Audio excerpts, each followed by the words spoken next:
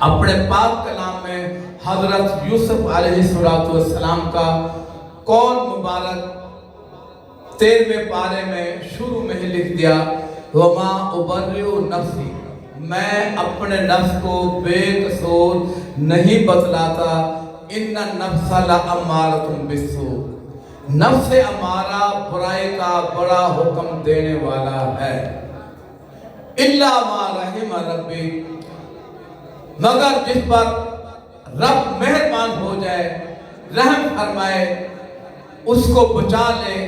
یعنی آپ نے بتلا دیا میرا نفس میرے رب کی اطاعت میں ہے، یہ بچا ہوا ہے۔ اور جو زلیخا ہیں ابھی انہوں نے اس وقت اسلام قبول نہیں کیا تھا، ان کو ان باتوں کا علم نہیں تھا، اس نے برائی کی دعوت دی تو یہ ادھر منسوب ہے۔ اور پوری دنیا قیامت تک کے لیے آپ نے بتلا دیا نفس امارہ کیا چیز ہے، یہ برائی کا حکم دینے والا ہے۔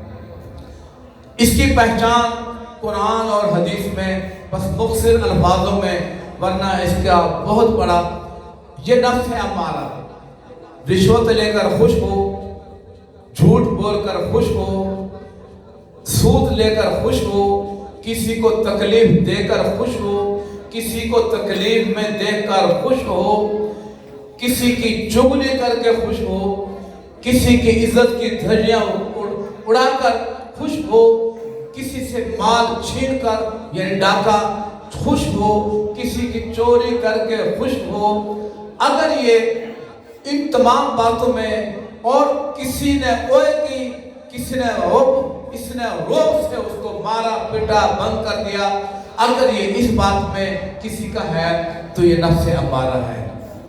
وہ سن لے وہ برائی میں مبتلا ہیں، وہ اچھائی میں مبتلا نہیں ہیں، اور برائی بس پھر یہ شیطان کی طرف سے ہے۔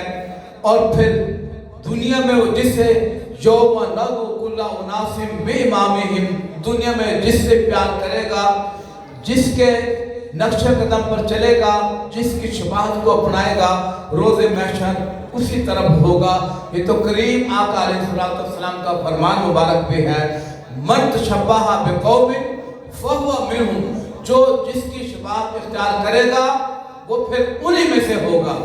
آج اللہ کی رحمت جوش میں ہے، رحمت ٹھاٹھے مارتا سمندر ہے کوئی مانگنے والا، میری رضا کو مانگنے والا۔ ادھر ہمارے بچوں نے پٹاخہ چھوڑ دیا، ہے کوئی مجھ سے صحت مانگنے والا، ہماری اولاد نے پٹاخہ چھوڑ دیا۔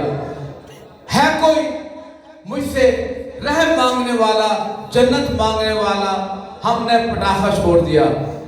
وہ ایسا مہربان ہو اور ہمارے بچے پٹاخے چھوڑیں، بتلاؤ کیا پڑے گا؟